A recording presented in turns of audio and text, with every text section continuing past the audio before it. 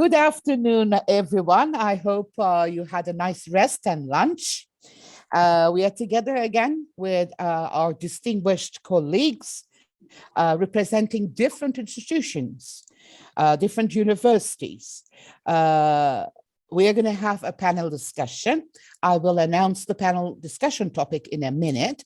But first of all, let me introduce my co-moderator, my right hand, my dear friend, Associate Professor Dr. Sedat Akayoğlu.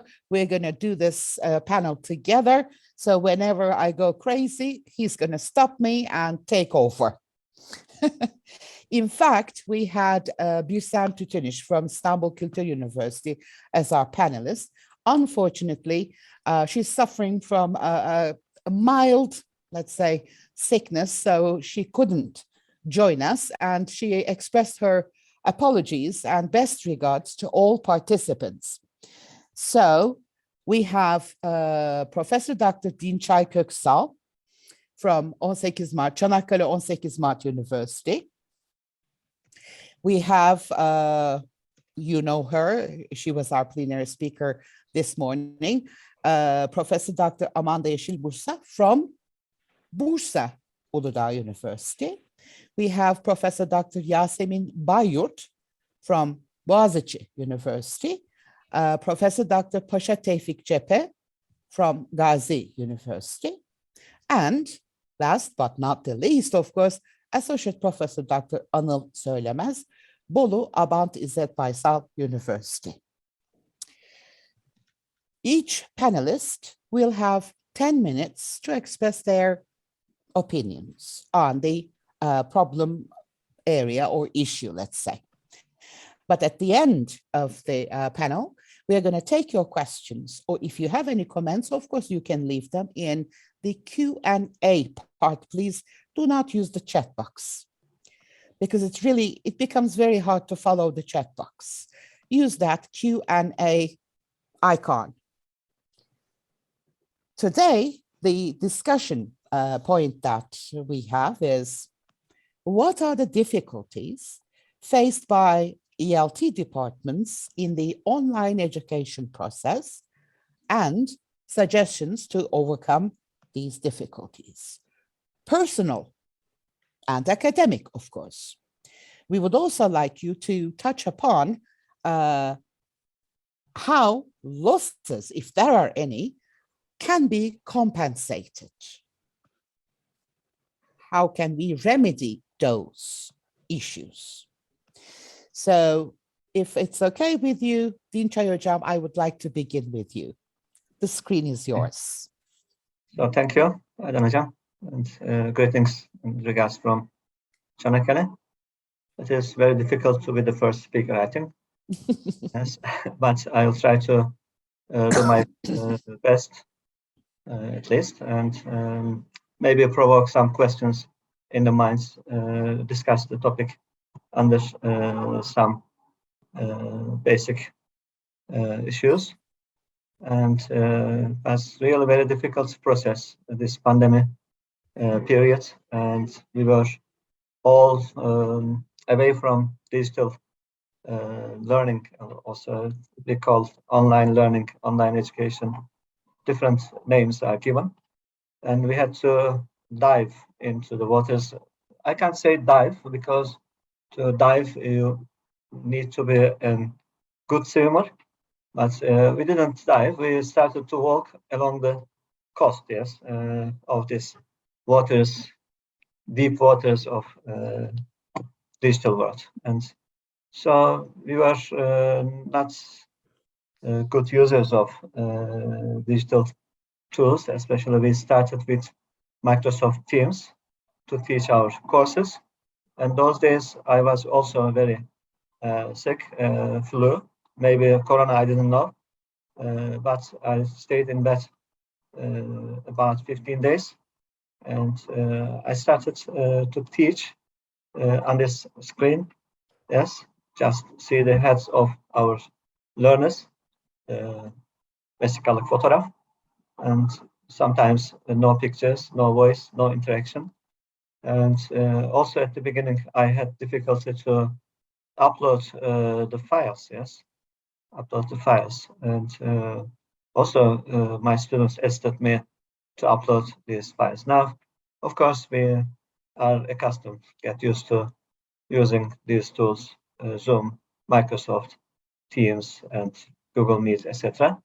But the first days really was very difficult, also for our learners. And they admitted that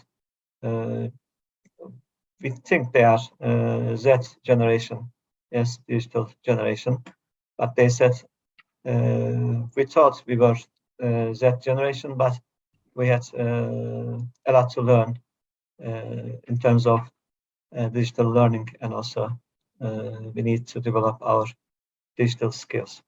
So that was very difficult. So I'm going to share some topics. I will share screen, but very fast. Later for discussion, maybe open some points. I will share the screen. Okay. Yeah.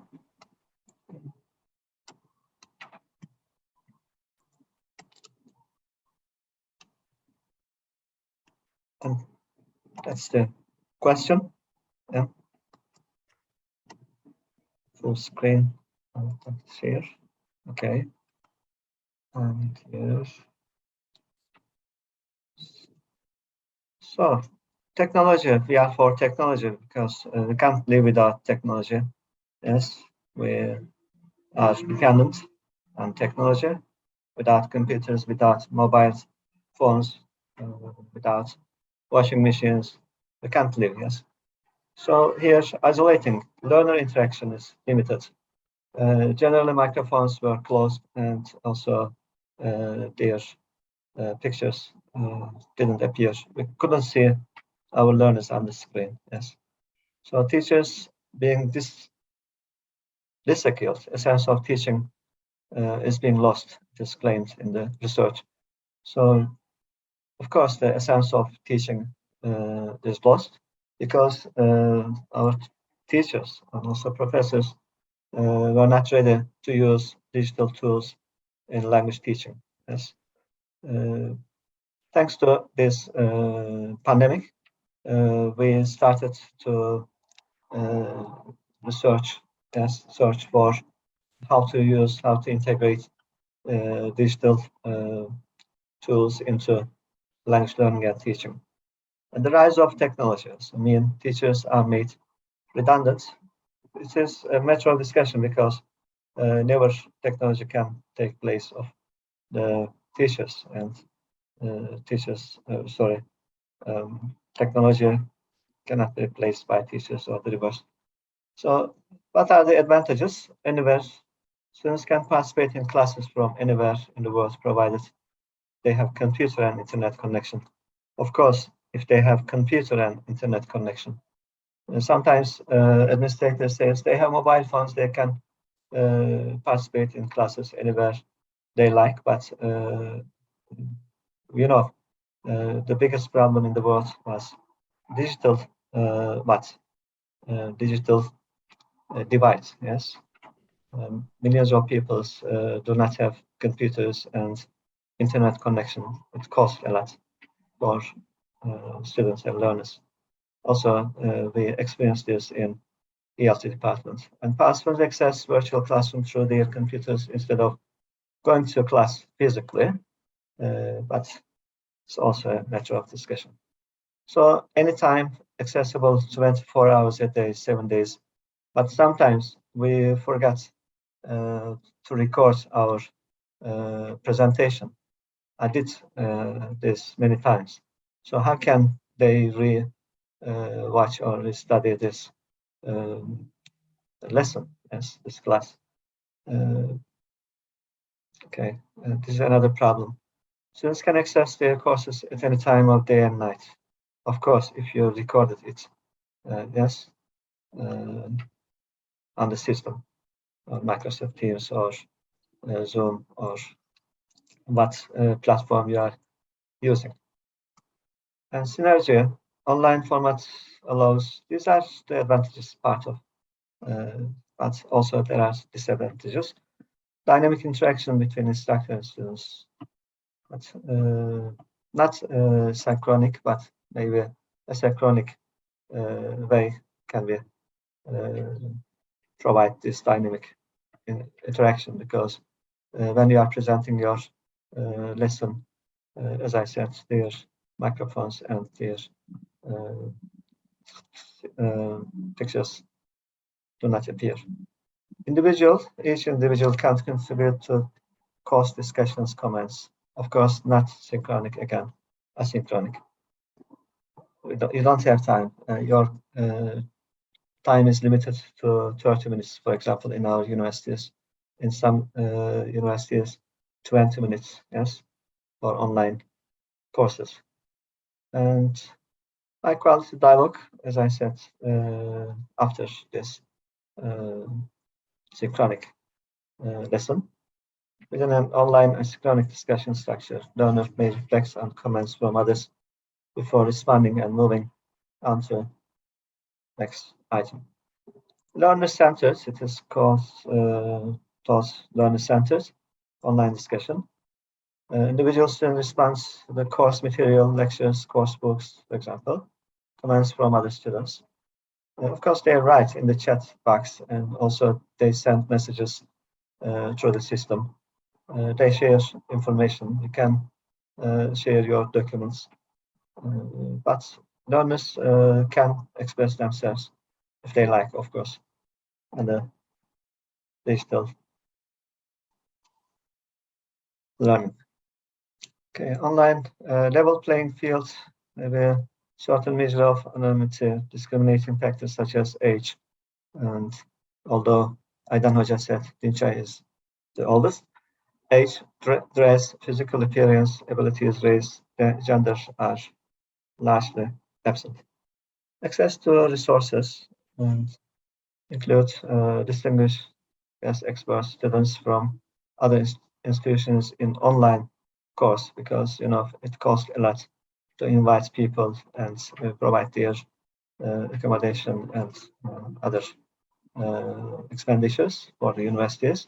But advantages to invite so many instructors, professors from other universities, invite them to our courses during this time, during this pandemic. And also they share resources, materials. Instructor can compile resource section online with links, scholarly articles, etc. And critical thinking.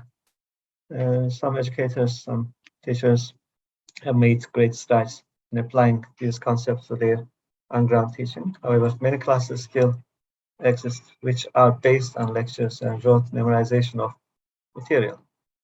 And nature of semi-autonomous and self-directed world of virtual classroom makes innovative and creative approaches to instruction even more important. In online environment, facilitator and student collaborate to create dynamic learning experience. Of course, depending on the nature of the course we are teaching, may change. And this is the problem: equity and accessibility to technology. Digital divide is the problem here, we say. Before online program, we can hope to succeed, it must have students who are able to access online learning environment. Lack of access, whether it's be for economic and logistic reasons, exclude otherwise eligible students from the course. Yes. And poses significant cost to users, yes, internet connection, etc. We can discuss later. Dinçay Hocam, can you please wrap it up? Very. Those. And limitations of technology also is a matter of discussion here. And students, for younger students, it is not appropriate, we know, yes, and teaching English, that's primary school, yes, not only English, but also other courses. Online education is not appropriate for younger learners. Okay, and curriculum, the biggest problem. So we have a program and curriculum for face-to-face, but we try to carry out this program on virtual learning or online education, distance education. It's not good, yes, problem. Many times institutions have to develop distance education programs. We were not ready, yes. We carried the materials into digital platform, just we were not ready for virtual education that time. Okay.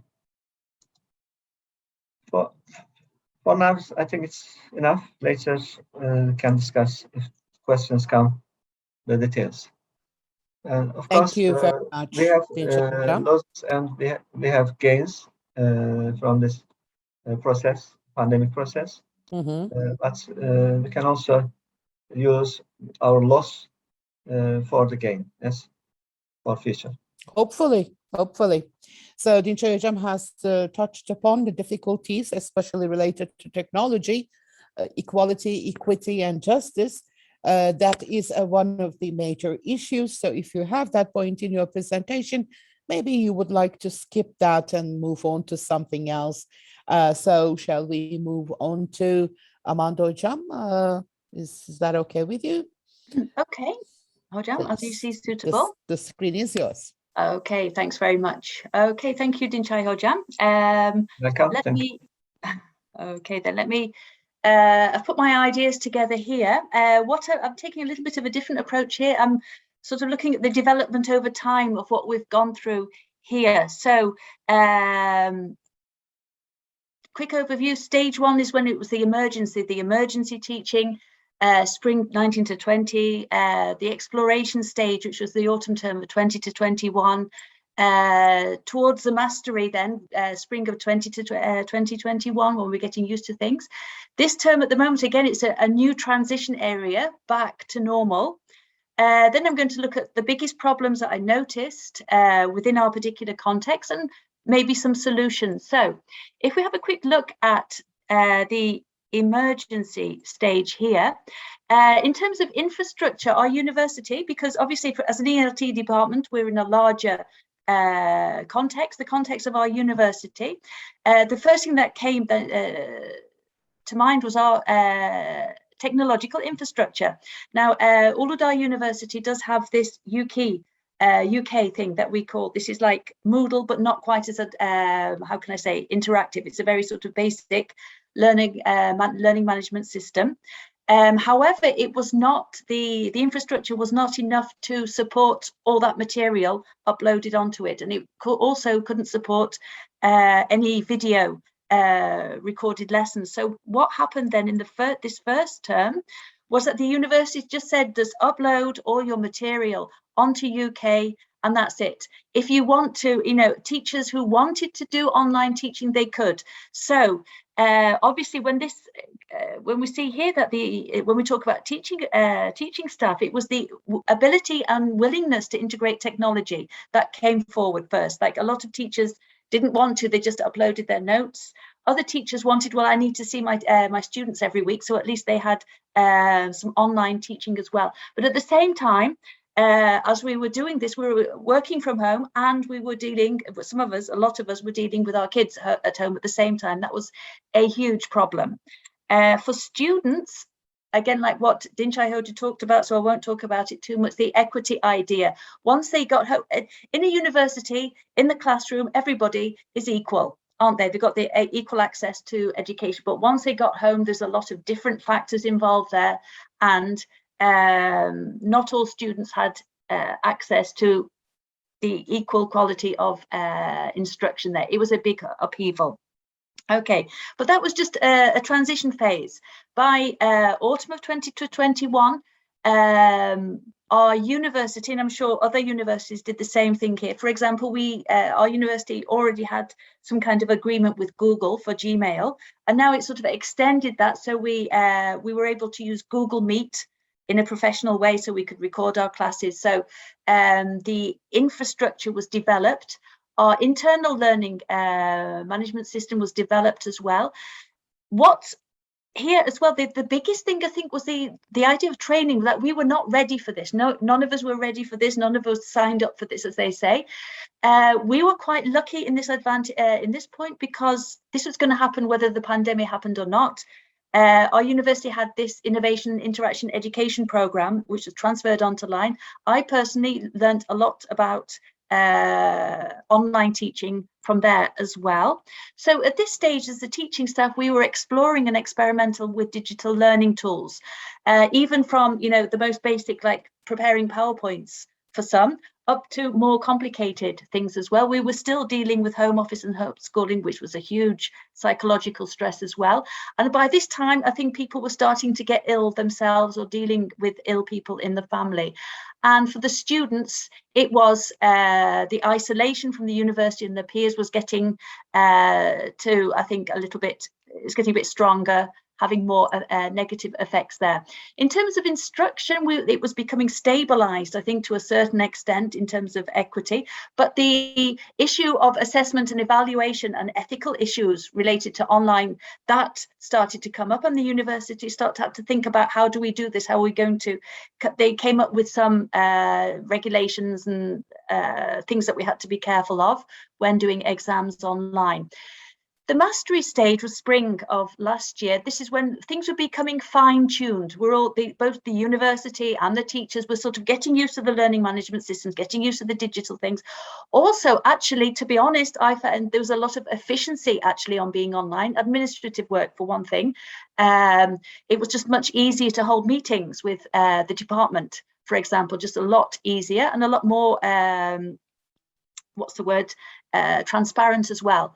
So we were fine-tuning. A lot of teachers who you wouldn't imagine getting used to this were getting used to it. They were becoming more digitally literate. Again, students, I don't think it was a good time for students psychologically or physically, to be honest there. So when we come back to our normal time, now, is it normal? Are we going back to normal?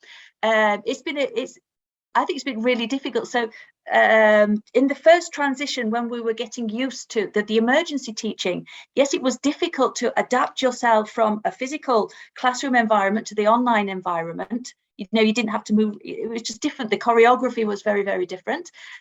Going back to the new normal now, again, it's like a reverse culture shock. We've got all this material online. Dinçay Hoca said that. We've got this, it's amazing, you don't have to make photocopies anymore. You've got a lot of online digital material, but the physical classroom may not be suitable for you to use that. And you have to go back to some of the old ways, okay? So using a blackboard, a physical whiteboard with pens as well, for example, and it just takes a lot of time and it's not as efficient. Some people are happy to return to the old ways, but you know, we're adapting, you know, can't we adapt some of these new things? Relationships with students, that was interesting. Yes, we'd known a lot of students only by their photograph or by their initials for about 18 months. And when you see them face to face, at first it's like, oh my goodness, who was this? You know, this is somebody whose lessons I've been teaching for a year, and we've been in, you know, we've had a lot of interaction online, but we didn't recognize each other face to face. The students are definitely glad to be back. Where before the pandemic, for example, fourth year students would tend to group all their lessons on one day, so they don't have to come to campus every day. Now the fourth year students are putting lessons, they're arranging their programs so they've got courses every day. There is a return of equity once everybody's back in the classroom. We've had to deal with attendance issues because people are still being ill. They have this HES code system. So we've basically lifted up the attendance issues there. You know, it's not compulsory as it always used to be.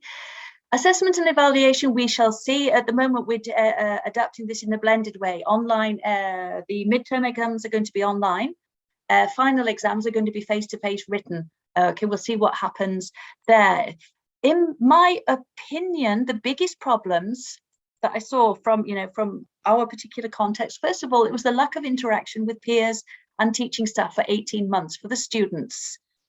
because teaching is not, learning how to teach is not just getting knowledge, it's not just a cognitive thing. There's the affective and social and also behavioural things as well there.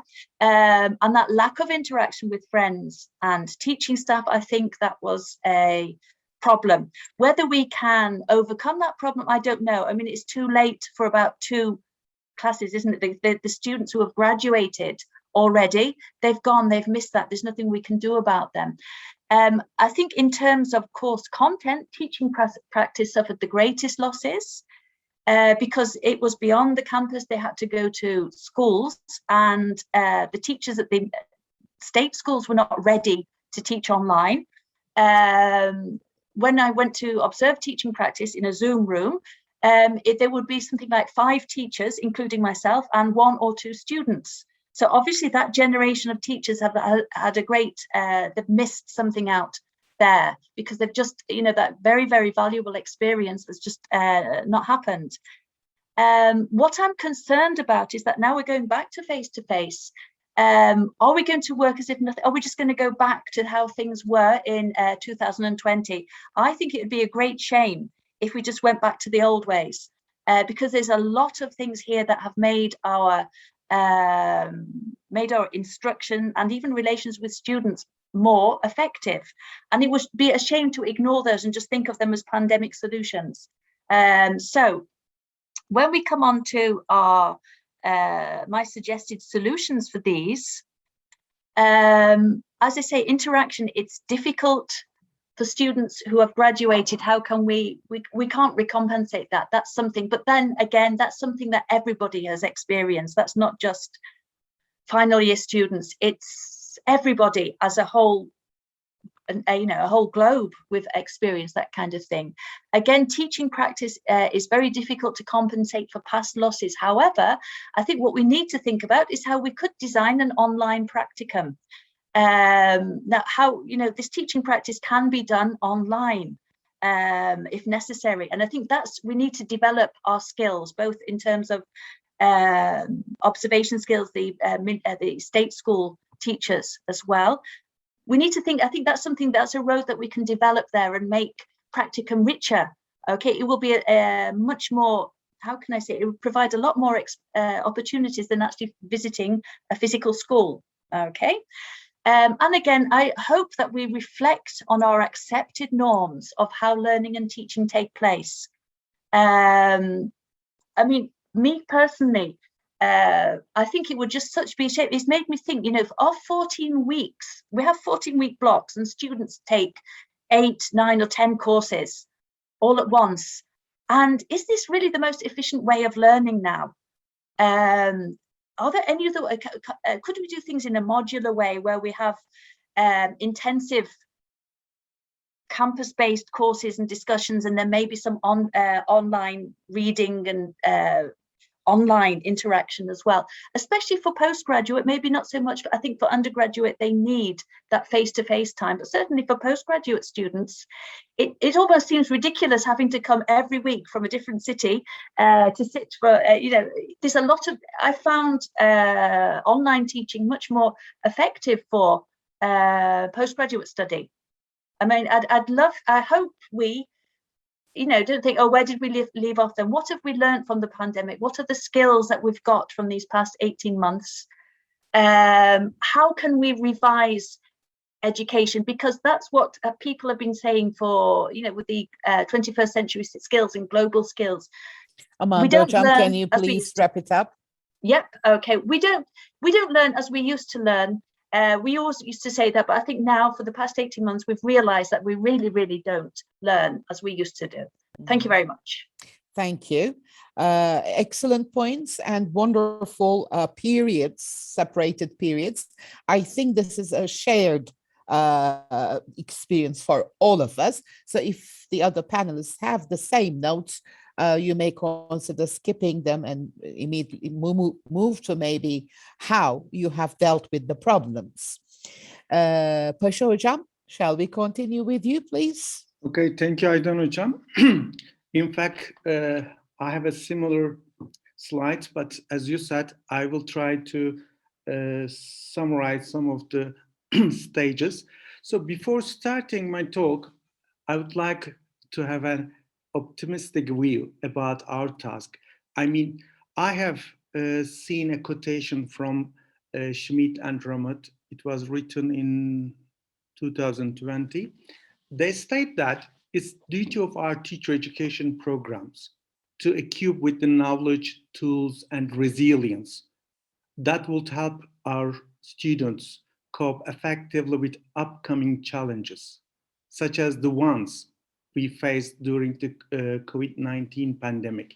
So if we summarize the difficulties, the challenges that we have so far, still we are having some problems, some difficulties in this period. But I would like to summarize the items, as Ayşegül Hoca and Dinçay Hoca said: lack of direct interaction and also communication between the instructors and the students, as well as among the learners, and lack of engagement, maybe lack of knowledge about online or remote teaching strategies, and lack of stable digital infrastructure, and unexpected, let's say, technical problems. And in fact, we are lack of preparing documents, I mean materials, teaching materials for online teaching. So these are the points I have realized from the previous two presentations. In fact, I have also 5 different stages, or let's say subtitles, about our topic. So the first one is distance education versus distance in education.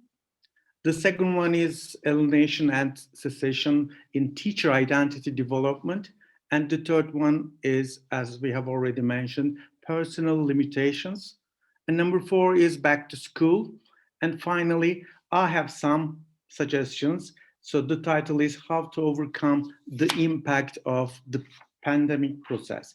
So when I say distance education, as Dinçay Hoca said, we have different terminologies, right?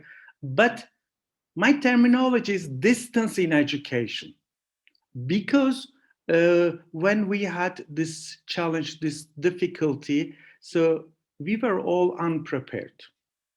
I mean, programs were not ready for the global pandemic. Students as well as the instructors got really great shock.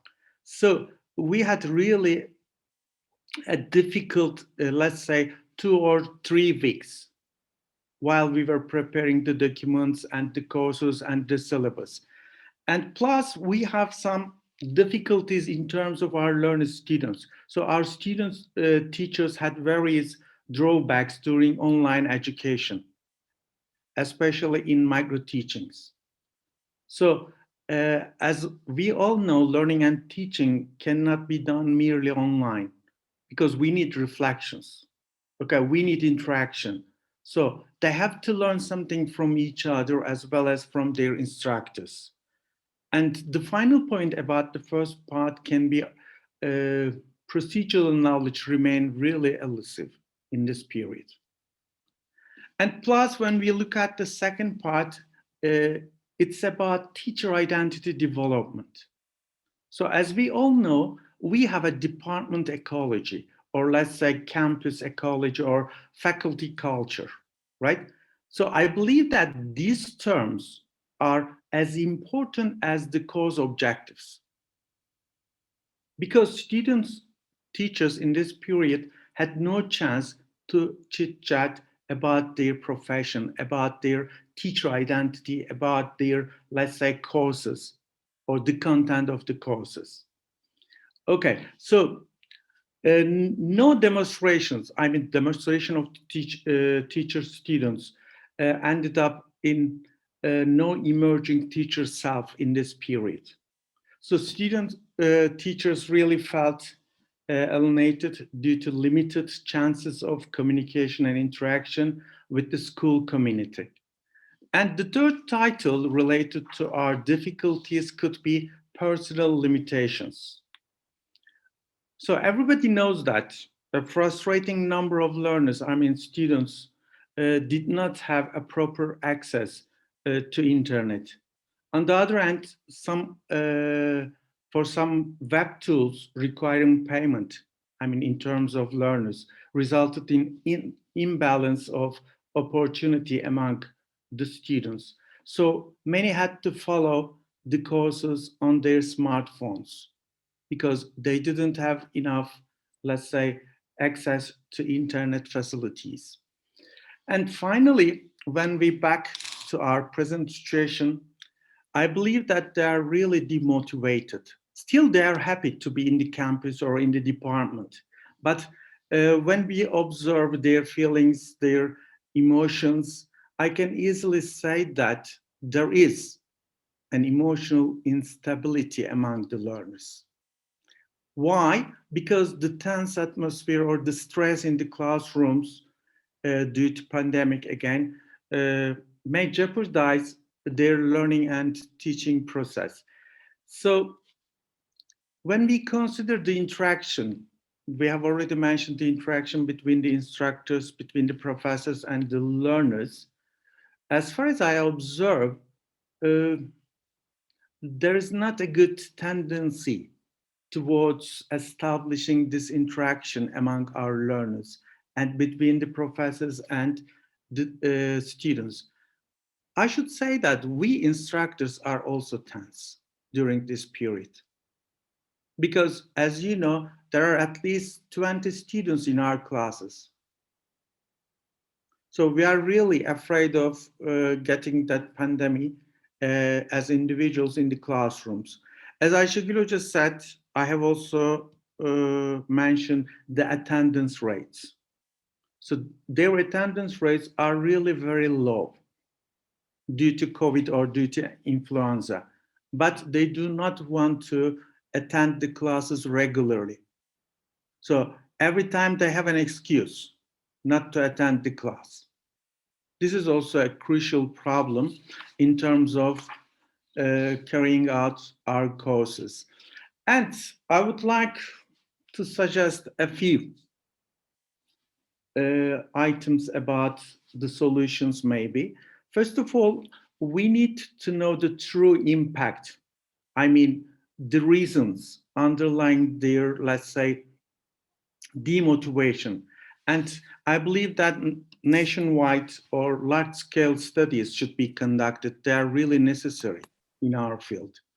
And we still do not know when we will be entering the post-period, I mean post-pandemic period. So we are still in the pandemic ocean, and still we are struggling to solve some of the basic problems of our courses, of our technological tools. And I would like to suggest another solution, especially for the institutions, because we have close links with Ministry of Education. I mean, Ministry of Education and other employers need to plan intensive in-service programs in cooperation with universities. I believe that our teachers have similar problems in their state schools, in upper or lower secondary schools. And another solution could be, I believe that we will have some other problems similar to this pandemic. So other serious problems may occur in the future. Therefore, we educators need to develop online learning contingency programs in order to, let's say, increase or mitigate any anticipated educational challenges. Because we really having those problems right now, but I believe that we will have similar problems, similar challenges in the future. So we should be ready for those challenges, for those difficulties, because as I said earlier, we weren't prepared when the pandemic started, when the pandemic broke out. So please try to find some useful, let's say, programs or plans for the future courses, for the future online education. I think that's all from my part. I don't know, Jam, but if there are any questions, I would be happy to answer. Thank you very much. Excellent points. And thank you very much for just skipping the overlapping ideas here. And I don't know why you scared us so much about making some predictions about other problems coming. Have you heard something that we haven't? I haven't heard, but I'm trying to follow the articles written in medicine. So okay. They're not very optimistic. Okay. Well, don't take that last statement into consideration, my dear colleagues. Of course, we are going to get the better days soon. Okay. So Paşa Hocam especially stated how unprepared we got into this situation. And amazingly, we haven't learned any lessons from this. And we are not doing our best to train to help our students be better in online education. So I guess human beings' nature, we don't learn from our mistakes. However, yesterday I attended Nazlı Güngör's session, and she talked about her excellent action research. And I learned that Ministry of Education did not allow students to teach on EBA.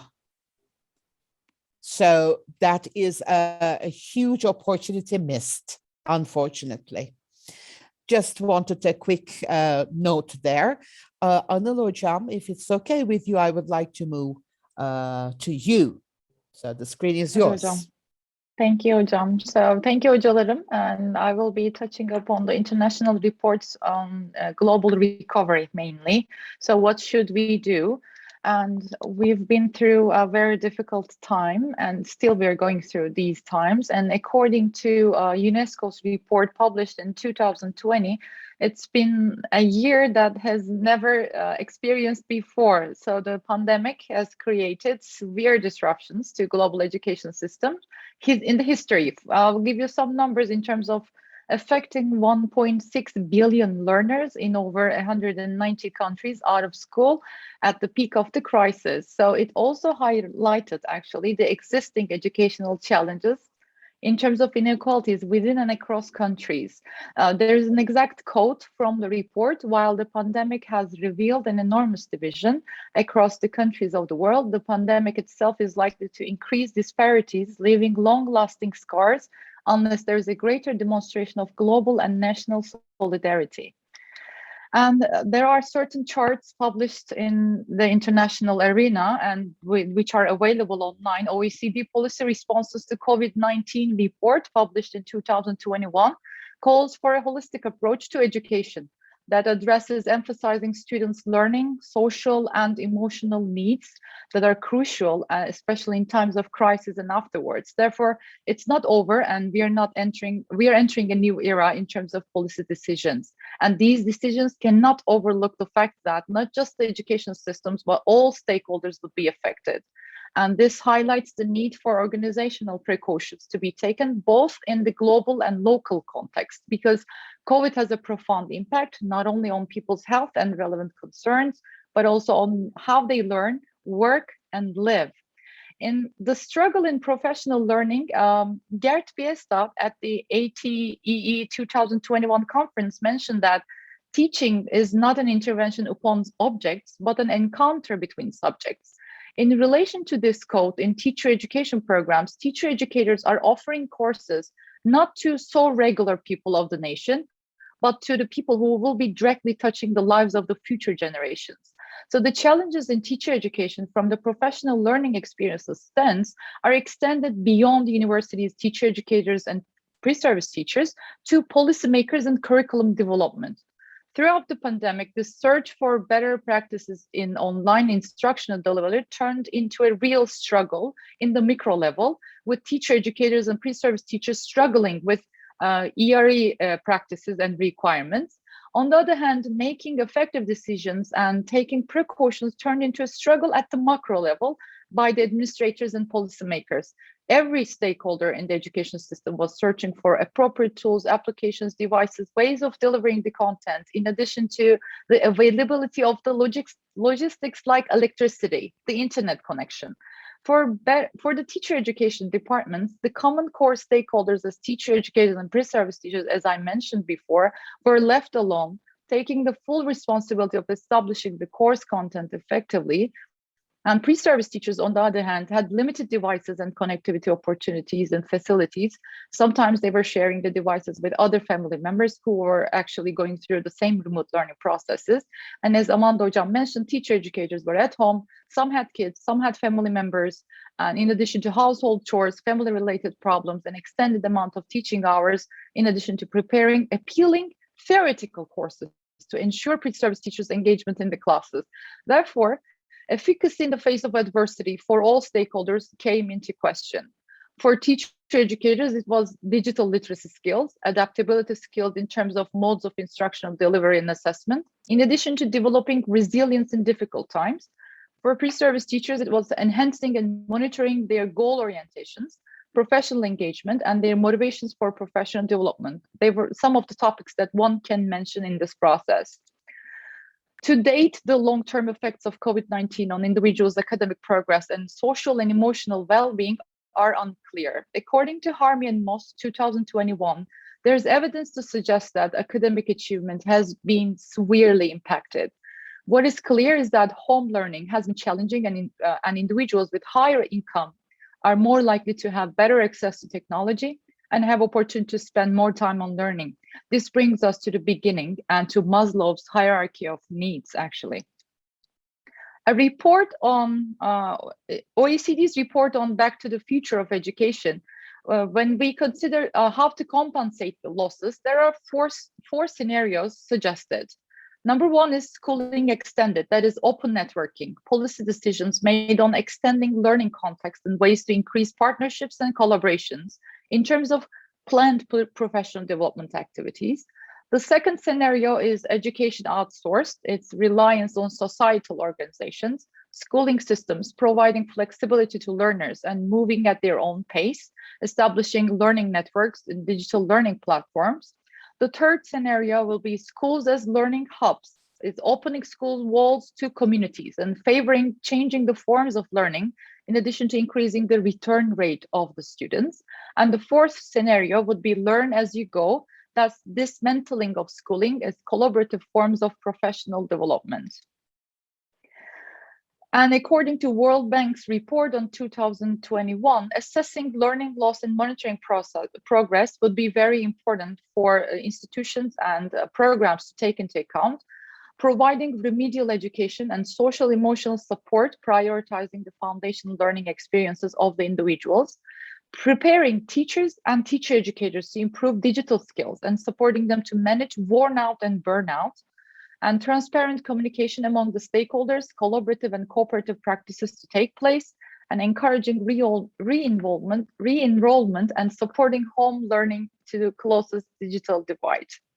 So there will be three main components that curriculum developers and decision makers need to take into account.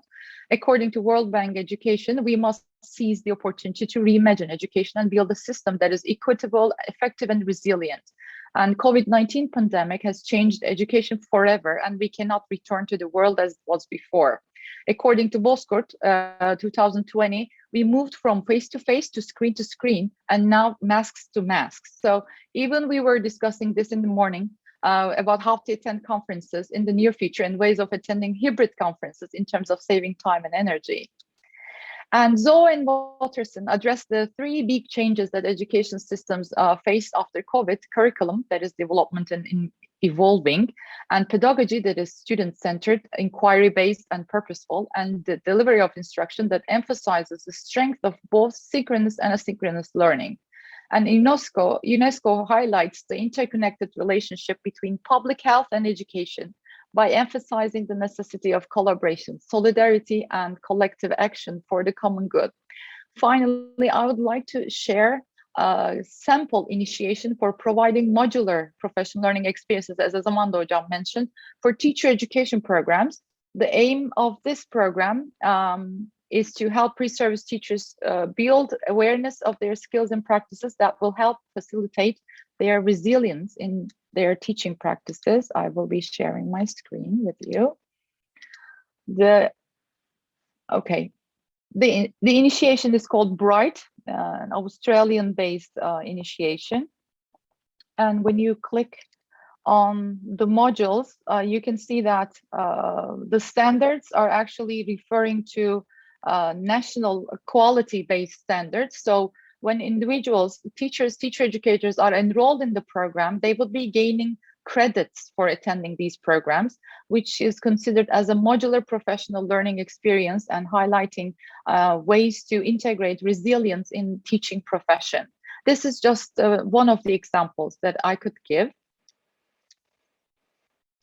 And that's all I have actually, Hocam. Thank you.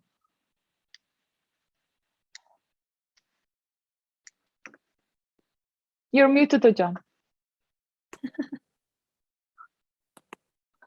think it's my turn now, right? I forgot to unmute myself. I'm terribly sorry. So you have also come up with some solutions, but we may want to talk about them later in a bit more detailed manner, maybe, because Sure. it was cut very short because of the time limit, definitely. Whatever you have mentioned, we totally agree with you. But we also need to consider the fact that teacher education, pay attention to the word education, is not only transferring knowledge, information to people, it is also developing social behaviors, social respect, interaction, communication, how to behave in a society, how to be a model. In our Turkish context, you know, teachers are supposed to be models. So we may also want to talk about this aspect when Yasemin Hocam completes her talk. Yasemin Hocam, it's your turn. The screen is yours, please. Thank you, Hocam. Now, okay. I'm not at all going to greet the, am I sharing now? Oh, yes, I am. Okay. I'm going to skip some of the sections because this presentation is part of our faculty and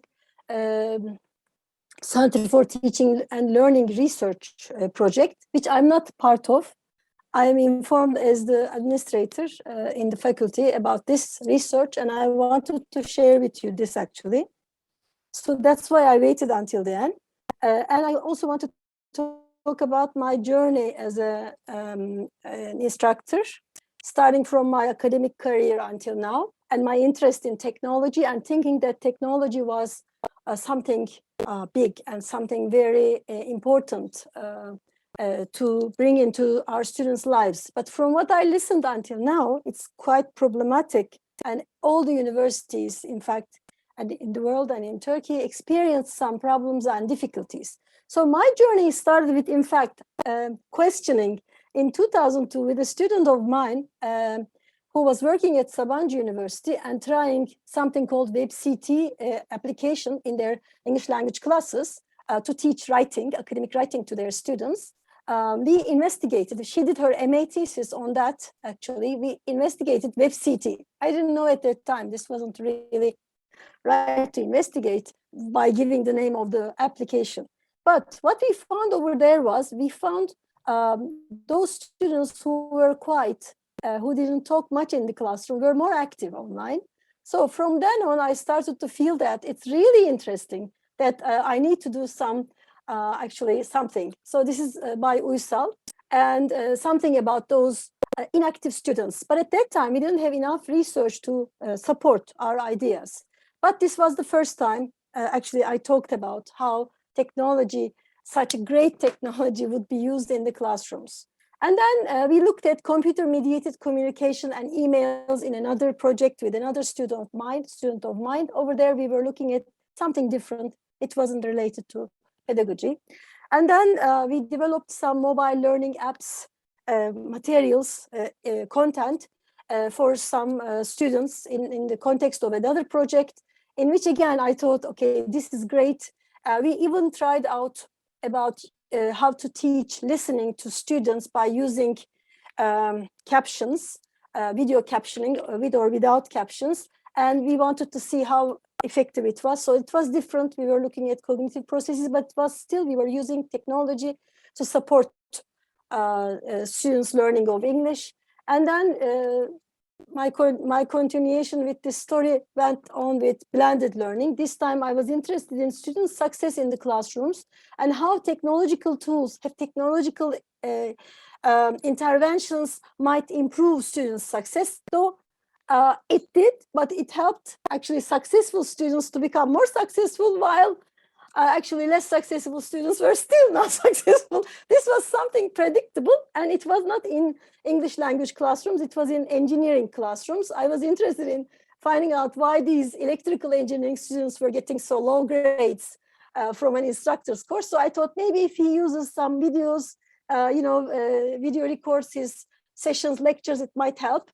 But actually our real experiment came with COVID-19 period, because all these things turned into reality. And now what are we going to do actually? What's going to happen? Now, two of my students who were my undergraduate students in the beginning of the COVID pandemic are my graduate students. And the other day I told them about this panel, and I asked them to give me some ideas, to give me some honest ideas about what they thought, about their experience. And they said they were very bored, okay? So I thought, yeah, maybe that's true. And I was bored too, I said. But of course, I don't have such luxury to be bored. And I don't have the luxury to switch off my camera. So most of the students were not, their cameras were not switched on.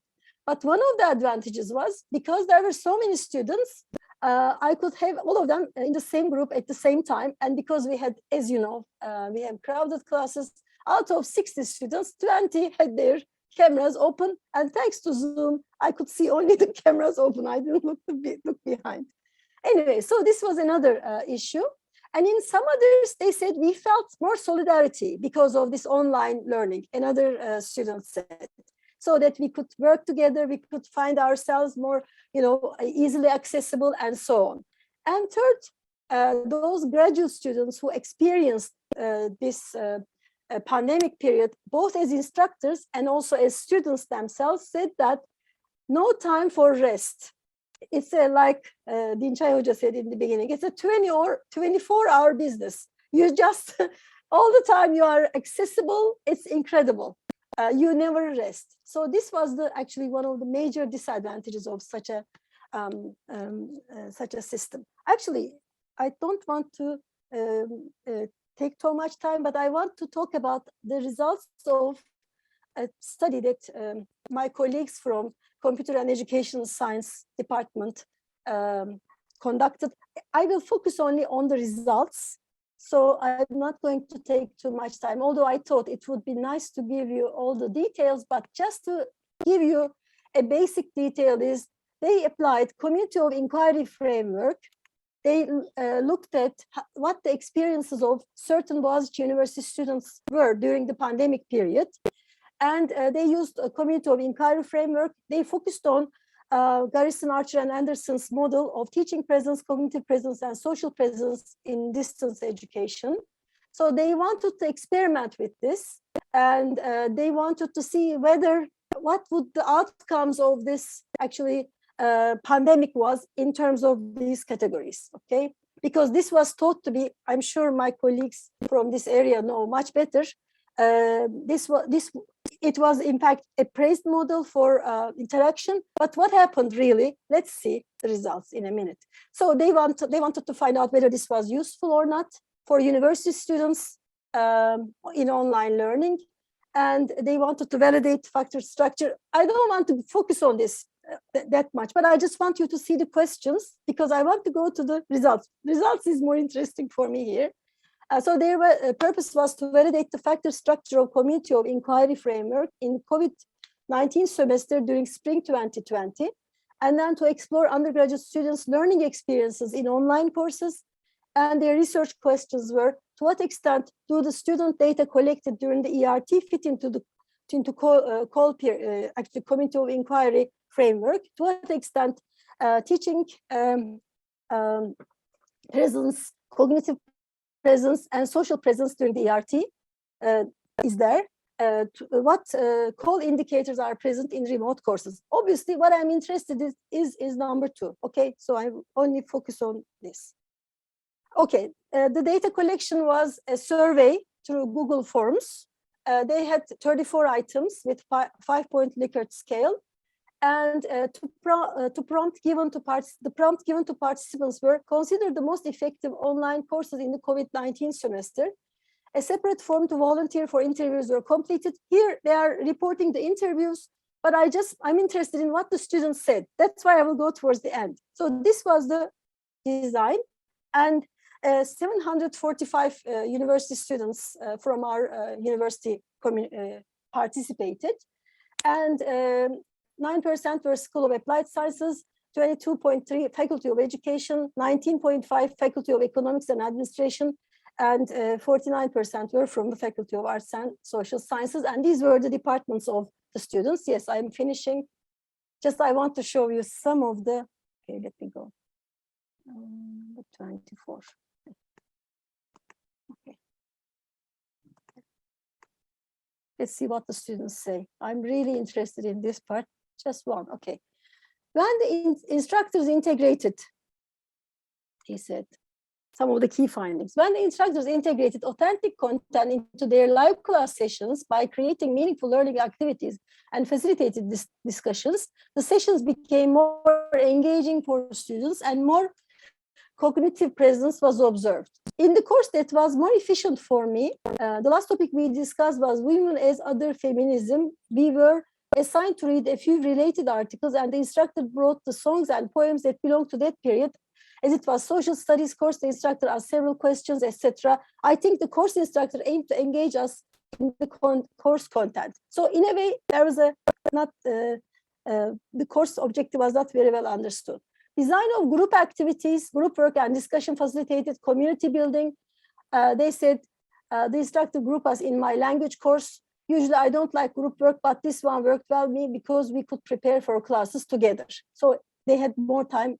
Some of the presenters in the panel talked about it. Paper feedback was key to support. They said, I received lots of feedback. Having the opportunity to get feedback from my peers and comment on their videos was useful. And finally, they said, previous studies reported that teaching presence strongly predicted both social and cognitive presence in online classes. So what happened? Our quantitative results in their study confirmed that teaching presence is a significant predictor of social and cognitive presence. So in this case, the teachers had the most weight, as we can guess. And compared to the previous research conducted in regular online learning environments, the present study showed that teaching presence became even stronger factor that shapes students' online learning experiences in terms of cognitive presence and social presence during the ERT period. And I just want to read the last one. When instructor encouraged student participation, facilitated discussion, and incorporated authentic content into their courses, which are the two teaching presence indicators, students actively become involved in learning process, becoming more cognitively present. And in fact, this is what we've done during this period, trying to engage. Enacting teaching presence by encouraging student participation in discussion also interacted with students' social presence. So that's all I think I want to say. In a way, this period also, in a way, strengthened teachers' role as an instructor. And in most of the cases, teachers felt they were alone behind a blacked out screen. But you cannot really, in fact, do something about this. Things will change. And I agree with the rest of the panelists who said these things should change. And at some point, we are going to have a more hybrid or maybe eclectic approach. It will not be the same as before. That's what I feel. And I think I have, with small groups, online distance teaching is good, because then you can have more time to spend with them. You don't lose time, especially for graduate courses. But for undergraduate courses, I would feel, especially in large classes, I would feel that we still need some face-to-face touch. That's the last thing I want to say. Thank you. Thank you very much, Hocam. Actually, there are some courses that can definitely be done online totally. They're mostly like lecture courses where the professor lectures on a topic, explains something, and students participate if they're interested. But there are some courses in our departments that requires human interaction, teacher behavior, student reaction. Because can you imagine a newly graduate going to school, starting to teach a group of students who hasn't done anything related to that? In the chat box, I don't know whether you have had a chance to follow it. There are certain remarks. One of our colleagues says, I'm not going to mention the name or the institution, states that in her university, no one has ever done anything related to online teaching. So they do not feel ready for this. She was lucky because she was teaching at a private school in her practicum. So she was given a chance to do that, but other students didn't have that chance. They were recording themselves teaching a bunch of peers and then sending it to the instructor to be graded. This is not realistic. Definitely. So Ayşegül hocam, Amanda hocam said, it's too late. The graduates are gone. We lost them. But Anıl hocam came up with some pretty good suggestions. So let me now ask my question before I move on to the participants' questions.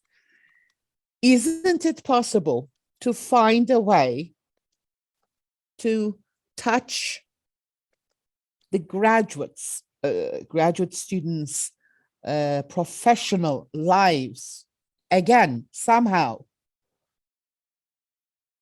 What do you think? What should be done?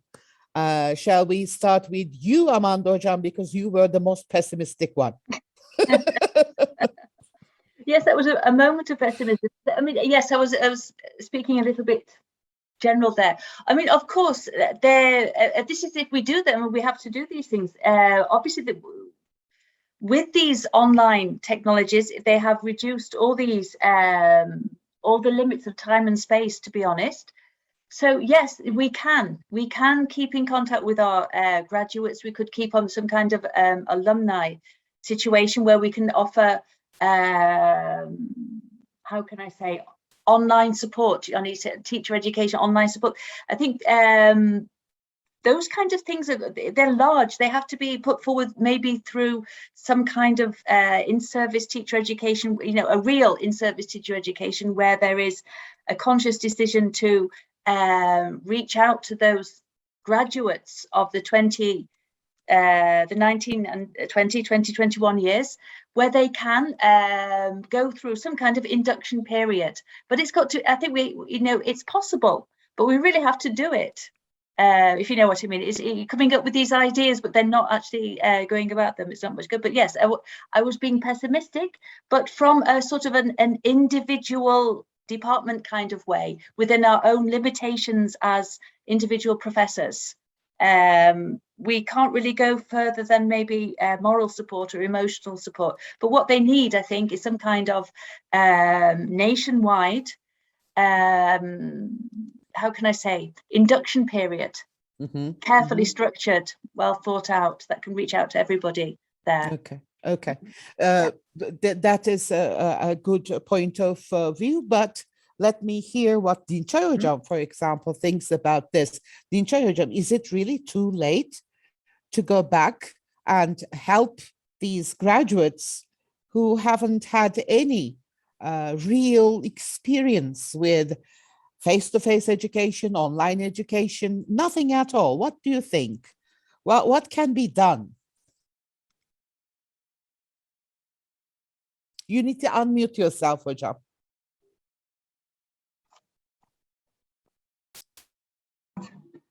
Okay, so as mentioned, the biggest problem is practicum. Yes, we can compensate it, but we can't compensate time. And also we can't compensate their academic success, yes, because teachers were not competent to design assessment in online system, okay, and gave examination homework assignments, and some of them didn't ask the learners to have similarity report. Also, they are cheating also in similarity report, yes. There are different techniques. Last week, our associate professor Salim Razi explained how people can cheat in terms of similarity report. So it is not reliable, in fact, yeah. So we can't compensate their academic success. They graduated, but Ministry of Education now responsible for this compensation. Yes, but we can't compensate. We can compensate. We can cooperate with the Ministry of Education, don't you think? Yeah, in service education, or what we say, on-job training. Yes, we can do, or some workshops can be done. And because practicum was on paper, and we asked them to imagine that you are managing this class. Imagine that you are teaching that class. So they imagine that you're a unicorn. Yes, that's all. Yeah, I know. Paşa hocam. We can't compensate imagination. Yes. Yeah. Well, definitely they have developed their imagination, which is good, you know. So it's something of course, positive. Some advantages, yes. Yes. Okay. Thank you very much, Dinçay hocam. Paşa hocam, what do you think? What can we do to help these people? Are we really going to leave them to the Ministry of Education? In fact, my answer is no. But from the university part, I mean, from our departments, we can offer some programs, some seminars, maybe, in order to help those graduates. They know that they have missed that opportunity, I mean, to see the students in their real environment. But unfortunately, some of them had a chance to conduct their classes online, but some of them didn't do anything else in practicum. Therefore, they have to ask, I mean, help from the Ministry of Education. Maybe we as universities or ELT departments may have cooperation with the Ministry of Education and offer some courses in order to help those graduates. Thank you very much. Anıl hocam, in fact, in your talk, you have already mentioned several possibilities, but is there anything that you would like to add to how we can help our graduates? Collaboration. Exactly. Collaborating with Ministry of National Education, universities and ELT departments would be in full charge of just monitoring the systematic in-service teacher education programs. And in return, the teachers should have something in return, because they need certain credits. A totally new in-service teacher education program needs to be established in order to provide gains for teachers to go back and just pursue their professional learning processes. So it is not just we have this and that, just attend, come to the conference. It's not like that. They should get something in return, maybe addition to their salaries, maybe just decrease in their working hours. They should get something in return in order to give them the motivation to participate and become a part of this professional learning process. Wow, excellent points. Yasemin hocam, is there anything that you would like to add on to how we can help, how we can work together to help these new graduates improve themselves? In terms of using distance learning, hocam? Well, any learning, in fact, as all of the panelists have mentioned, this is going to be the new normal, I guess. Somehow, technology and face-to-face, online and face-to-face going hand in hand. So what can we do? I was teaching actually, Hocam, in the beginning of pandemic, I didn't have an administrative work. So I was teaching a practice teaching course. So I had 8 trainees. So, and all of a sudden everything stopped and they were terribly frustrated. And what I did was I told them, look, this is really good. We are going to all learn together. So that you are going to be the first actually teachers of English who have this experience, being a student and being a teacher at the same time. Mm-hmm. So, and as we discussed with them, they thought it would be a good idea to have a course actually added to a kind of a required course, added to the curriculum for teacher education. English language teacher or any teacher education, different from what we already have. Like they have technology courses in which they learn how to use technological tools in teaching English, but they don't know how to teach from a distance. Again, they can still use these actual technological tools. At the moment, I'm in 2 projects, Hocam, on digital learning. 2 European projects. One of them is about teachers. One of them, we are trying to raise teachers' awareness, in-service teachers' awareness towards using digital tools in the classroom. So we have prepared the handbook and we have another partner prepared some practical activities and we are training teachers. So the thing is, I think this had to be, in fact, given to our students from an early time. So I think we need to add one more course and take out one useless course from the program. We need program evaluation, Hocam. I know, did you say useless course? Oh my God.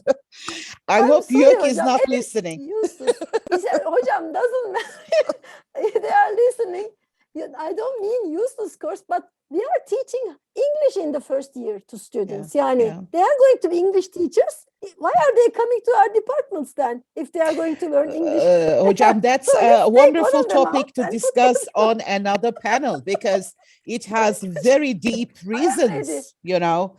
Some people come to the department without even being able to say, hello, how are you? My name is, you know, they are not even at A1 level. How is that even possible? We don't know. But this university entrance exam creates miracles. Really, I mean, no one has understood how it works, but they create miracles. I mean, people who cannot speak even one word of English can become English ELT department students. Miraculously, you know. Sedat Hocam, I also have a question for you. Yeah. You are you have been actively involved in this process. Have you noticed any change in, including me, in university personnel's attitude towards teaching online, helping students? Yeah, actually, before the pandemic, I had already been studying on computer-assisted language learning technology integration for about 16 years, and I started studying in this field in 2004. And in those times, while I was talking about technology integration, how we can integrate technology in language classrooms, many teachers and even professors said that we have the course books, we have the materials, we have flashcards, so why do we need to integrate technology? Is it so required? And many people also complained about this, but it was a virus which is small in size but big in impact, really taught this in a very short period of time. In about 1 or 2 months, it said that, okay, you have to use technology, this is required, and you can communicate with people using these platforms. And teachers are they had to use technology, professors had to use technology, and even they reject this.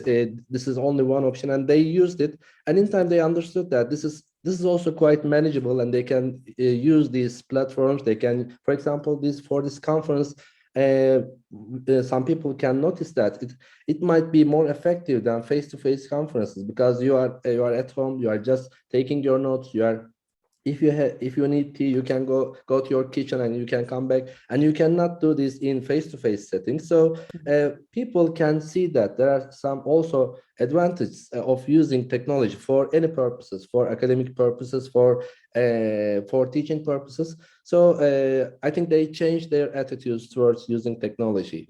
Okay. Well, I have always been suspicious of these cold people. Don't you think so? Yeah. I think you started this virus just to teach us how to use technology. I know. Okay, there are some questions here. Let me have a quick look at them. The first one is from Tamari Dolidze. I think Dr. Cephe has already answered this, but let me ask this again. Paşa Hocam, this is for you. Have you observed stress and anxiety after returning to old normal among students and educators? No, I didn't mean that. Just I talk about our students being tense in order to get that virus. Yeah, because there's contact in the classroom. They do not feel anxiety, or they do not feel any negative feelings. Okay, so the stress or anxiety, if there is any, is related totally to the pandemic. Yes. They are worried if they're going to get this virus and suffer from the consequences. Okay, so there's no other stress or anxiety, definitely. Again, the same participant says this time is, I guess, for Yasemin Hoca. Great findings from students' side. It goes and it reads as, I'm interested which authentic materials were applied, written or oral? I don't know what this means. Does it mean anything to you, Hocam? No, Hocam, because there wasn't any kind of intervention like that. It was just a questionnaire. Okay. That they collected their data from. So maybe there is a misunderstanding, no problem. Okay. Gülsemin Coşkun, in fact, asks a question of all panelists, whoever wants to answer. Students' behaviors, habits, and attitudes have changed as a result of online education. Have you observed any differences in your students since the beginning of the semester in terms of attention levels, learning processes? I'm going to add mine, outfits.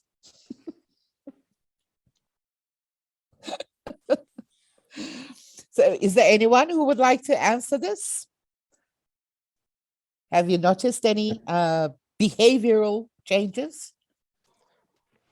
I can say, Aydan Hocam. Yeah. I think most of the students are still, they get used to the online education, and when they come to classroom, they thought that they are still in online classes. For example, I can talk about my first day experience after we are going back to normal. I entered the classroom and I said, "Good morning," and no one answered me. It was like an online classroom, and when I said online, "Are you there?" And no one answered again. And I moved to the teacher's desk and I turned on my computer for PowerPoint presentation or something like this. And I thought they didn't hear me. And I go back to classroom again. Good morning, and no one answered again. They don't want to speak. They are still thinking that I turned off my webcam so I can just listen to my teacher. And also, our brains are quite impressive. It can really get used to new ideas. It can adapt to new settings. And they thought that these courses are recorded. So when they are listening, they said their brains are always thinking that I can watch the recording. I missed this part, but I can watch it in the recording. But there is no recording, and because of that reason, they are having problems while taking notes, because for the last 1.5 years, they are not taking notes. Their teachers are sharing their presentations. Yes. They have the recordings. They teach the same topic again and again. They can watch in slow mode, in fast mode, but it is now impossible, and they had some problems about taking notes. And the first question was, will you share your presentation with us? Because they forgot some issues, I think. Yeah. Yasemin hocam, you want to add something? Yes, hocam. I'm still teaching online graduate courses. That's why I said I like to teach graduate courses online, because they are quite late hours and students can go home and refresh and then come back. And I'm teaching one, again, very early morning online undergraduate course in a private university, part-time. So what's happening is, very interestingly, in the online, in both cases, the graduate students, there's videos are switched on and we are talking, and it's quite interactive because already they have a purpose. But in the undergraduate course, none of the videos are open. And I was surprised when I asked them the first time when I entered, when I started teaching them, I asked them to say something. I asked them questions. Then I said, okay, I switch on your cameras. They didn't switch on their cameras. Then I said, for God's sake, write it in the chat box. So I'm communicating with the students after 1.5 years of pandemic through chat box. No videos still, okay? It is Blackboard system they are using there, and different from Zoom.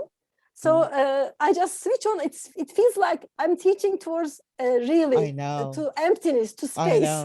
I know. Anyway, hocam, there is It's such very behaviors as demotivating. well. So I think these people need to understand the fact that this screen is not life itself. There is a real life beyond this screen. But as Sedat hocam has mentioned, I think it's going to take some time. Like at the beginning of the pandemic, we needed some time to get used to the screen. Now we need some time to get back to the real life. For example, I personally have developed social anxiety during this period. And I learned from the doctors that it is a very common problem. Now I'm really scared if someone is coming near me, coming close to me. I don't want anyone close to me. So if I want to go shopping, I do it early, very early in the morning, so that I can avoid all human beings possible. Amazing. Human beings are really very complicated creatures. Okay. Tuba Demiray, what are the lessons we have learned and practices that we should apply for our future lessons in terms of implementation or testing issues? I think this is for all of you. Whoever wants to answer can go on. I think this testing thing is a big issue. But I think we have focused on this cheating part a lot. Now, cheaters are going to cheat, whatever you do, okay? I mean, I know universities that send mirrors, double mirrors to students. It's not going to help. I mean, if they are determined to cheat, they're going to cheat. They do it in the classroom, in front of you. Why shouldn't they do it at home, in front of a screen? What is problematic here is that I guess in our education system, we fail to teach that cheating is not ethical. So rather than trying to prevent cheating, I think we should educate them not to cheat from the very beginning, I guess. Is there anyone who would like to say something related to this? Testing issues, teaching issues? Yeah? Sedat hocam? Amanda hocam also has something to say. Sedat hocam, you go first and then I will ask. During this pandemic, especially in the first semester, I also worked as distance education specialist. I created a position like this for the whole faculty, and I received questions and problems from the professors, instructors from all departments of the Faculty of Education. And I noticed that there are two main problems in this pandemic about the teaching issues. The first one is student interaction, and the second one is assessment issues. And for the student interaction, actually the students were not active in the classroom, but the teachers didn't notice this. The students were just listening, they didn't participate, they didn't engage in activities, but the teachers were not aware of this. They just came to the classroom and they talked about the topic. And for the assessment issues, if the teachers or professors do not know, if they don't know anything but multiple choice tests, they had problems. Because they say that when they are talking about assessment or testing, they just remember multiple choice tests. Because in, for example, measurement and evaluation course, the courses from educational sciences, they have 200, 300 students, and they always say that I have to use multiple choice tests in my classes because I have lots of students. I cannot give projects. So when they move to the online platforms, they want to go on this way, but this was impossible. I'm studying in technology, and I don't know any platform or tool that prevents cheating. And if you ask memorization questions, if you ask your students to remember something, they will cheat. We may be doing the same thing if we were the students, because we are expected to take a course, iş güvenliği and sağlığı, blah blah. It was compulsory. We had some multiple choice tests. It was 20 questions in 30 minutes, and they ask the question. It is in multiple choice format. I check on my mobile phone or on the browser. I answered the questions. If you ask this way, the teachers will reply with. I may have to mute you, Sedat Hocam. You're revealing all kinds of dirty things here. Come on, we don't cheat, guys. We don't cheat. Okay, cheating is not moral. In my courses, for example, in one of my courses, I want my students to ask questions. I want them to prepare questions. That was also interesting for them. Or I want them to prepare a website, blog, or something like this. They worked in collaboration, and as you said, these were the cases in face-to-face settings, but in online settings, these are more obvious. We noticed them. There were some problems at this point. Yeah, thank you very much. Amanda Hocam, you were also raising your hand.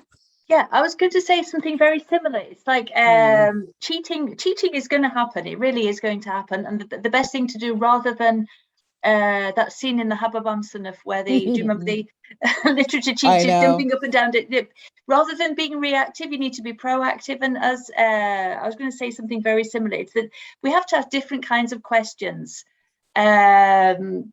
Just asking things that you can memorize, we have to ask things that where they can apply, use their higher order thinking skills. In fact, actually, our university, Bursa Uludağ University, they said this thing: if you're going to prepare a multiple choice exam, you have to categorize your questions as easy, middle level, and difficult. And you should have very few of the easy ones. That was part of that education as well.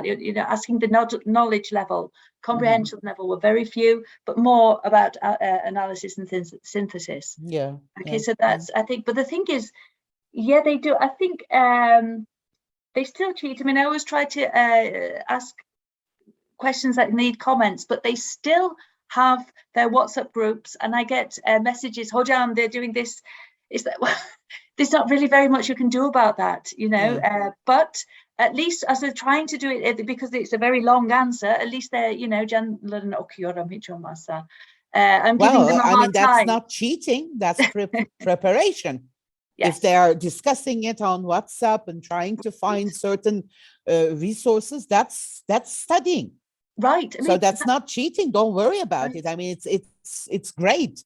So if we can change the question types, or if we can change the content of the exams, maybe we can prevent cheating, or maybe reduce.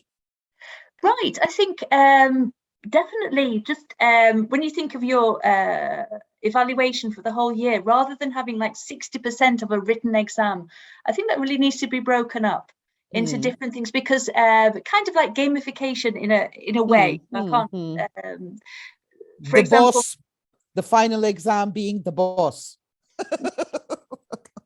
Or just having little levels. For example, what I've taken home from this 18 months and all this technology is like in my class, okay, we're face-to-face now, teaching English language skills. But I now, for example, have exit tickets, which are kind of like worth 20% of the overall score. So each week after the lesson, and it's a very simple thing. It's nothing that requires them to cheat. It would be a great shame if they cheated. So, but it's just checking that everybody has been engaged with the class outside of the lesson time, for example. Okay, so that's well, if you check the chat box, Turan Pakel Hocam has stated something very similar. If you just stick to one exam only, and he says some teachers ask PhD level questions. Right. And almost all students fail. I don't know what we are trying to prove. Are we trying to prove that we teach each and every detail by asking those questions? I don't know. Is our aim to fail students? Right. Or are we trying to encourage them, motivate them? Because we cannot teach everything within limited time. So if we just keep using exams like öcü, I'm gonna fail you all, ha ha ha, that kind of wicked attitude, this is what's gonna happen. Turan Hocam has another, well, he has two questions, but because of the time limit, I'm gonna combine them. What do you think about continuing online education with MA and PhD students rather than having them face-to-face? And the second part of the question is, are the undergraduate students autonomous enough? What do you think about it? I guess Turan Hocam is trying to say with postgraduate students, it's much better because they're autonomous, they're competent, blah, blah, blah. Should we continue doing that? How about undergrads? Are they autonomous enough to continue learning? Is there anyone who would like to answer that? No, you're all very comfortable. Yeah, wonderful. Okay, I'll be the resident Hermione Granger, always putting up a hand. Yes, please. No, yeah, I'm sorry. I really I hate to leave questions unanswered. Sorry about that. Yes, I mean, one thing that I found out that was with postgraduate studies, it was much more effective online because there's a fewer number. By using things like Jamboard and all those kind of different things there, they're more, they got their self-esteem, they're more willing to switch on their videos. It was much more effective. Also, our postgraduate students are mostly, they've started their lives, they're married with kids, they're living outside of living in different cities as well.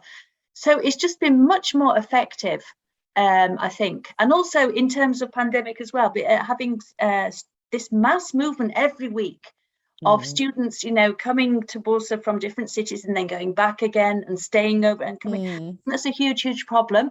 As for undergraduate students, right, I think there isn't a problem of autonomy, but I think the only way we can one of the ways that we can teach students or help them to become autonomous is by putting them in this kind of situation. They don't become autonomous by us saying that you should be autonomous. By putting them in a situation where they have to take some kind of ownership for their own learning, I think that's the best way to do. Of course, with everything, you scaffold it first, you give them lots of support at the beginning and then slowly take that away. But I think online education is one way to increase their autonomy. Definitely. Okay. Well, most probably you all remember how much time you have spent, you spent, in fact, on the way to your PhD courses or MA courses, and how much your family life suffered when you were trying to come to Ankara, for example, or go to Istanbul or Izmir just to attend the PhD courses or MA courses. It would have been wonderful to have the online teaching then. right? Well, But then, of course, yeah. I wouldn't get that wonderful present from you, Amanda Hocam, that the huge book, bug that you right? brought, Yeah. yes, to my office. I will never forget that. It's still Right. my nightmare. Well, thank you very much. Thank you all. I think we haven't answered all of the questions, but we have started a discussion. And this discussion will definitely lead to certain solutions. And hopefully, all universities, all schools, the ministry, civil organizations such as INGED or other associations will come together to help the victims, should I say, the victims of this past year or past year and a half. And we will learn how to do that. We are not going to leave them out there by themselves. Definitely, we will be here to help them. My dear colleagues, it's always a pleasure and honor to have you here with us. And hopefully, we will have another panel in 2023, this time having our coffee and tea together, chatting, gossiping behind some people's backs, right? And hope to see you again in some other INGED event. Thank you very much, my dear colleagues. You're going to have a short break and then, yeah. Yes, teacher Hocam, is there something? Yes, maybe we can take a screenshot with Oh, all yes, of course. before ending this panel discussion. Amanda Hocam, please don't take any screenshot. All the maybe- photos that she has taken, I look horrible. I look horrible. I don't know how you manage that. Sedat Hocam, could you please? Maybe invite all the participants. They can't. This They is can't? a webinar Okay. format. Sedat Okay, Hocam I see. told me that It this takes is time, yes. what we can have. Yes. Okay. Thank you. Are we done, Sedat Hocam? Okay. Thank you very much. Take very good Thank care you, of Hocam. yourselves. Thank you, Thank you, hocalarım. Hocam. Wish Thank you all you. the Take care. best. Bye-bye. Thank you very Bye. much. Bye-bye. Bye-bye. Bye. Bye-bye.